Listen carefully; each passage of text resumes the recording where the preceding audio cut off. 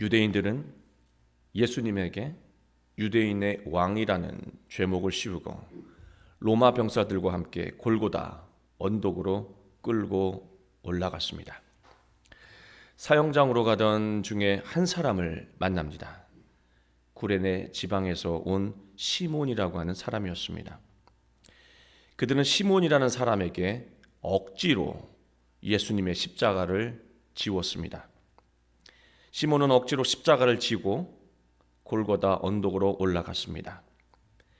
시몬이 예수님의 십자가를 졌다고 해서 그가 예수님의 제자가 되는 것은 아니었습니다. 왜냐하면 시몬은 억지로 예수님의 십자가를 졌기 때문입니다. 우리는 이 모습 속에서 중요한 의미를 하나 발견하게 됩니다. 우리는 인생 속에서 십자가를 지신 예수님을 우연히 만나게 됐습니다. 그래서 예수님을 알게 되었습니다.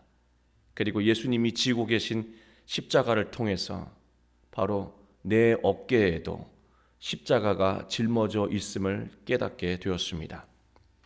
시몬은 예수님의 십자가가 자신이 짊어져야 하는 십자가라고 여기지 않았습니다. 그래서 억지로 맸던 것입니다. 우리가 느끼는 고통과 고난의 감정은 대부분 내가 짊어질 일이 아닌데 내가 억지로 짊어지고 있다는 생각을 할 때 나타납니다. 나에게 왜 이런 일이 일어나는가? 내가 왜 이 일을 짊어져야 하는가? 자기 십자가를 억지로 짊어지는 사람은 불만이 있을 수밖에 없습니다. 자기 십자가를 당연히 짊어져야 한다고 여기고 적극적으로 짊어지는 사람은 불필요한 감정에 짓눌리지 않는다는 것입니다. 그는 늘 긍정적이고 활력 있게 살 수 있다는 거예요. 우리 집에 아이들이 둘이잖아요. 그 나이만 하나 있을 때는 저는 부끄럽지만 집안일을 거의 하지 않았습니다. 그런데 둘째 아이가 태어난 이후부터는 집안일을 안 할 수가 없더라고요. 왜냐하면 집사람이 또 아이를 보고 있고 또 그 나머지는 또 아이 또 있잖아요. 그러니까 돌봐야 하니까 집안일을 등한시 할 수가 없는 상황이었습니다. 그런데 집안일을 계속해서 성실하게 하면 좋은데 이게 하다 말다 하게 되더라고요. 그러다가 어느 날 아내와 심하게 다툰 적이 있었습니다. 그때 아내가 저에게 이런 말을 하더라고요. 집안일을 돕는다고 생각하지 말고 이 일을 자기 일이라고 여겼으면 좋겠다라고 말했습니다. 아내의 말은 집안일을 억지로 하지 말고 자기 십자가로 여겨달라는 취지의 말이었던 것입니다. 집안일을 내 일로 여기고 난 다음부터 달라진 것이 있었습니다. 제 안에 불필요한 감정이 거의 없어지더라고요. 교인 모두가 교회의 부흥을 위해서 기도합니다. 그러나 부흥을 위한 사역이 자기 십자가라고 여기지 않으면 아무런 변화도 부흥도 일어나지 않는다는 것입니다.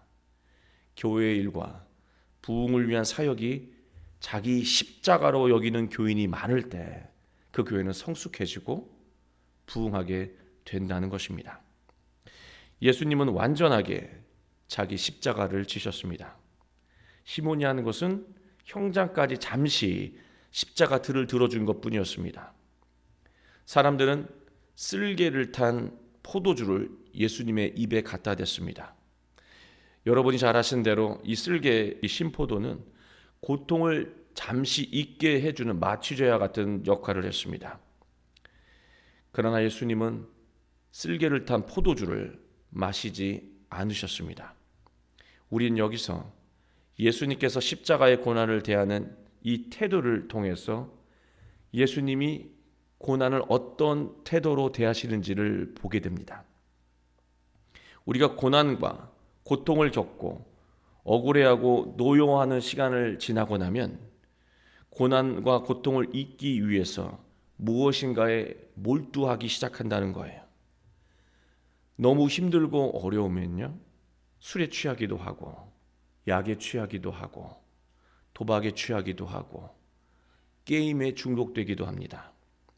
우리는 스트레스를 주는 현실을 잠시 잊기 위해서 많은 일을 진행하게 된다는 것이죠. 앞에서 말한 것은 부정적인 일에 몰두하는 것이라고 한다면, 사람들이 긍정적인 일이라고 하는 것들을 말씀을 드릴게요.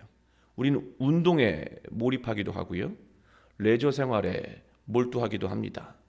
그리고 여행을 하기도 하고요, 맛있는 음식점을 찾아 다니기도 합니다. 이러한 방식으로 현실에서 느끼는 이 스트레스를 잊기 위해서 애써 보죠. 그러나 결국 잠시일 뿐입니다. 현실은 아무것도 달라진 것이 없습니다. 결국 잊으려고 했던 그 행동 때문에 현실의 무게만 더 가중된 것을 시간이 지나고 나서 깨닫게 된다는 것이죠. 예수님은 십자가의 고난을 피하지 않으시고 모두 겪으시고 느끼셨습니다. 육신의 고통, 조롱의 시선, 억울함, 이 모든 고난과 고통의 순간을 피하지 않으시고 다 겪으셨다라고 하는 거예요. 그 과정에서 하나님의 자녀의 성품과 의로움을 완성해 가셨습니다.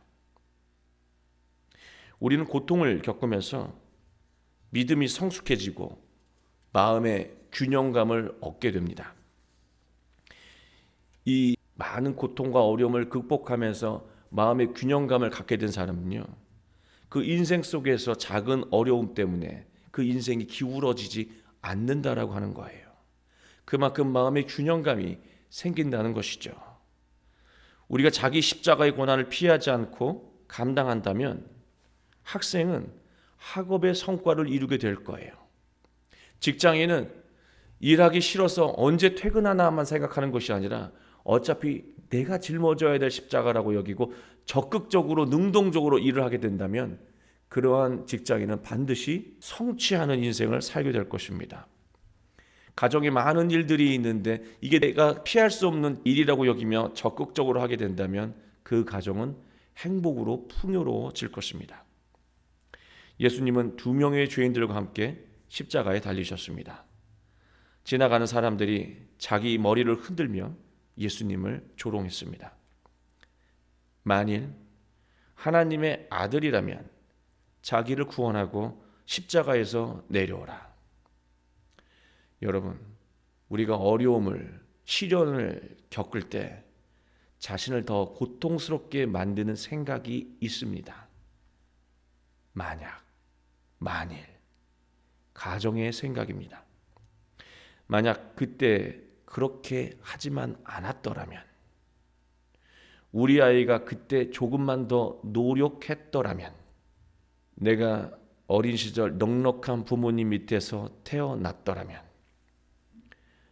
내가 젊은 날에 다른 사람과 결혼했더라면, 우리는 이처럼 고난의 현실을 가정하고 상상하는 것으로 부정하려고 해요. 그리고 작은 위안을 얻으려고 합니다. 그러나 가정하고 상상하는 것으로 현실을 부정해봐야 현실은 조금도 달라지지 않는다는 것입니다. 만약이라는 생각은 고난을 극복하는데 아무런 도움을 주지 않는다는 것입니다. 백성들은 그 만약이라고 하는 것으로 고통을 주고 있고요. 이 표현 자체는 백성들은 고난을 겪을 때마다 늘 만약이라는 생각을 하며 살아간다는 것을 반증하는 말 표현이었던 것입니다. 누군가는 이렇게 물을 수 있습니다. 예수님은 충분히 십자가에서 내려오실 수 있지 않으셨습니까? 백성들도 똑같아요. 그들이 생각하는 구원은요, 어떻게든 고난의 상황에서 벗어나는 것, 그게 구원이에요. 당장 십자가에서 내려오는 것이 구원인 것이죠. 우리도 똑같습니다. 모든 시련과 역경 속에서 그 원인과 변화와 성숙보다는 당장 이 국면을 모면하는 것이 구원이에요. 그래서 우리는 그 상황을 모면하기 위해서 온갖 방법들, 해서는 안 되는 것들도 다 동원하게 되죠. 결국 그래서 문제를 해결하는 것이 아니라 시련을 더 가중시키는 일들을 되풀이해 왔다는 것입니다. 역경을 겪어도 성숙해지는 것이 전혀 없게 되는 것이죠. 그러나 예수님이 이루시려는 구원은 달랐습니다. 십자가 고난을 겪으면서 마음을 다듬으셨습니다. 그리고 예수님은 하나님의 의로움, 하나님의 이 성품을 마음에 가득 채우셨습니다. 참된 구원은요, 내면의 변화, 관점의 변화, 생각의 변화, 삶의 변화를 통해서 이루어지는 거예요. 지금까지 바라보던 이 생각이 아니라 하나님의 마음으로 가득 찬 그 시선으로 달리 보는 것, 거기서 구원이 시작되는 거예요. 고난이 고난이 아닌 것이 되는 것이고, 절망이 희망이 되는 것이고, 무력함이 능력으로 변화되는 거예요. 내면이 변화되지 않으면, 마음이 변화되지 않으면, 시선이 변화되지 않으면, 삶이 변화되지 않으면 구원은 이루어지지 않는다는 것입니다. 예수님은 그 십자가에서, 그 십자가의 고난을 통해서 진정한 인간의 구원이 어떻게 이루어지는지를 몸소 다 보여주신 거예요. 우리는 모두가 십자가의 인생을 살아가고 있지 않습니까? 피한다고, 가정한다고, 부정한다고, 다른 일에 몰두한다고, 현실이 달라지는 것, 구원이 이루어지는 것이 아니라고 하는 것을 예수님이 이 십자가를 통해서 다 보여주신 거예요. 그래서 예수님은 십자가에서 내려오지 않으셨습니다. 도망치는 것이, 모면하는 것이 구원이 아니라 성품이 의로워지는 것이 구원이라고 하는 거예요. 내면이 달라지는 것이 구원의 시작이라고 하는 것을 보여주신 거예요. 그래서 십자가는 고난의 상징이기도 하지만 하나님의 영광과 구원의 상징이기도 한 것입니다. 예수님은 고난으로 가득한 인생에서 어떻게 구원을 이루어 가야 하는지 바로 십자가의 모습을 통해서 우리에게 분명히 보여주신 것입니다. 사랑하는 교회 여러분, 우리에게는 여전히 수많은 고난이 있죠. 그 고난을 극복하기 위해서 부단히도 노력하고 수고하고 애썼습니다. 그럼에도 불구하고 우리는 하루 건너서 고난을 직면하게 됩니다. 그러나 우리가 예수님처럼 자기 십자가를 인정한다면 이거 원래 내가 해야 될 일이야. 내가 피할 수 없는, 내가 피한다고 되는 일이 아니라 어차피 내가 해야 되는 일이야. 그런 마음을 가지고, 그 인정하는 마음 가지고 즐겁게, 담대하게, 능동적으로 임하고, 또 내가 짊어져야 된 이 고난의 이 십자가를 잠시 잊으려고 이것저것 몰두한다고 되지 않아요. 그것을 망각하거나 잊으려고 하지 않고 그 고난의 현장 속에서 하나님의 마음과 성품을 자기 안에 가득 채워간다면 여러분이 지금 짊어졌던 그 십자가가 구원의 면류관이고 영화로운 인생의 선물인 것을 비로소 깨닫게 될 것입니다.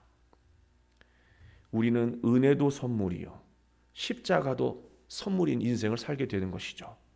우리의 인생에는 불평과 불만이 사라지고 만족과 기쁨과 감동으로 가득한 인생을 살게 될 것입니다. 사랑하는 교회 여러분, 오늘도 해결되지 않은 어려움이 있죠. 아마 그 일은, 또 어떤 일들은 영원히 해결되지 않을 수도 있는 일일지 몰라요. 그러나 그 일은요, 피할 일이 아니라 내가 즐거움으로 짊어져야 하는 일입니다. 그런 마음을 가지고 이 모든 어려움 앞에 미소 지으며 늘 당당하게 승리하는 여러분의 삶이 되기 주 예수 그리스도의 이름으로 축원합니다.